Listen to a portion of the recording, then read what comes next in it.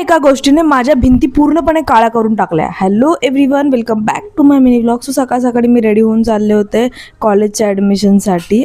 दोस्त फकीर निकला, तेरा दोस्त फकीर निकला. कहा था इतने दिनों से? कहा था इतने दिनों से? बारिश गिर रहा था ना.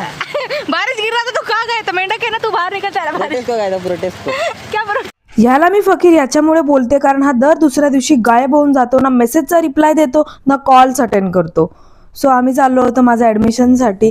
रोज रोज ॲडमिशनसाठी जाऊन मी एवढी वैतागली आहे. शेवटी मी डिसिजन घेतला आहे की मी बाहेरूनच ॲडमिशन करेल, कारण आजही माझं काम झालेलं नाही आहे. हे कॉलेज मला सोडत नाही आहे की मला ह्या कॉलेजला सोडायचं नाही आहे, काय माहिती काय चाललं आहे.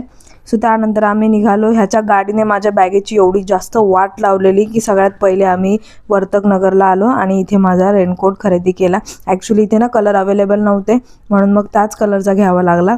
पूर्ण बॅगेची वाट लागलेली, पूर्ण चिखल उडून माझा.